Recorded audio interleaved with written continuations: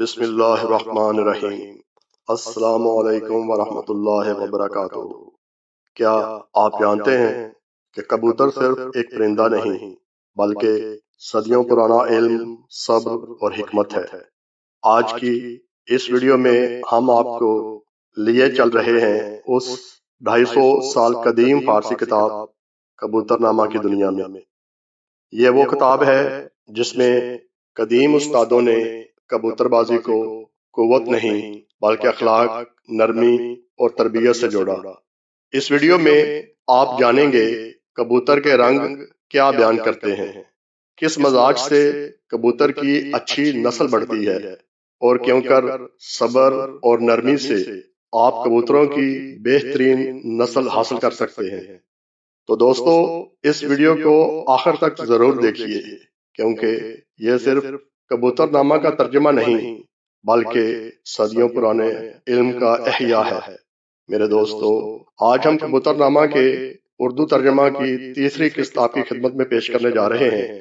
آئیے ویڈیو کا باقاعدہ آغاز کرتے ہیں۔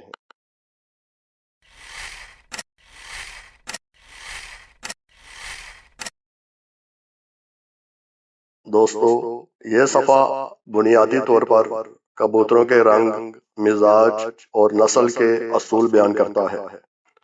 قدیم استاد اس صفحے میں یہ سمجھانا چاہتے ہیں کہ ہر رنگ کا کبوتر ایک جیسا نہیں ہوتا اور اس کا رنگ اس کے جسم، عادت اور نسل پر گہرا اثر رکھتا ہے۔ آئیے سرخ رنگ کے کبوتر کے بارے میں بات کرتے ہیں۔ اس صفحے میں سرخ رنگ کے کبوتروں کو سب سے زیادہ طاقتور قرار دیا گیا ہے۔ سرخ کبوتر کا جسم مضبوط ہوتا ہے، اس کی حرکت میں تیزی اور دل میں جرأت ہوتی ہے۔ ایسے کبوتر مشکل حالات میں بھی گھبراہٹ کا شکار نہیں ہوتے۔ نسل بڑھانے کے لیے یہ کبوتر بنیادی ستون سمجھے جاتے ہیں، لیکن ایک شرط کے ساتھ۔ اگر سرخ کبوتر کے ساتھ نرمی، صبر اور حسن سلوک کیا جائے تو وہ بہترین، فرمانبردار اور صحت مند اولاد پیدا کرتا ہے۔ اگر اس پر سختی کی جائے تو اس کا مزاج بگڑ جاتا ہے، ضد اور بے چینی پیدا ہو جاتی ہے، نسل کا معیار گر جاتا ہے۔ دوسرے نمبر پر مصنف سرمئی رنگ کے کبوتر کے بارے میں بات کرتے ہیں۔ سرمئی رنگ کے کبوتروں کو درمیانی مزاج کہا گیا ہے، نہ بہت زیادہ تیز نہ بہت زیادہ سست۔ عام گھریلو پرورش کے لیے مناسب سمجھے جاتے ہیں، نئے پالنے والوں کے لیے آسان ہوتے ہیں۔ یہ کبوتر ماحول کے ساتھ جلد مطابقت پیدا کر لیتے ہیں، زیادہ لڑاکا نہیں ہوتے، مگر لمبی اور سخت پرواز میں سرخ کبوتروں جیسے مضبوط نہیں ہوتے۔ یہ اہم پوائنٹ ہے، کبوتر بازی میں اس بات کو ذہن نشین کر لیں۔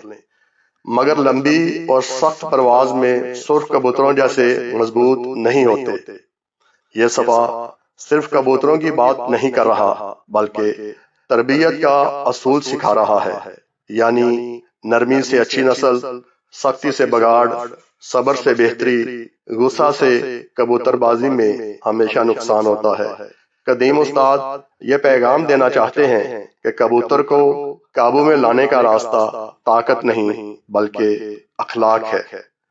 اگر آج کا کبوتر پالنے والا اس صفحے پر عمل کرے تو بہتر نسل ملے گی، کم بیماریاں ہوں گی، کبوتر زیادہ وفادار ہوں گے، اڑان اور واپسی بہتر ہوگی۔ امید ہے دوستوں کو کبوتر نامہ کا اردو ترجمہ کی تیسری قسط پسند آئی ہوگی۔ چوتھی قسط میں دوبارہ ملاقات ہوگی، تب تک کے لیے اجازت دیں۔ آپ کے لیے دعا گو۔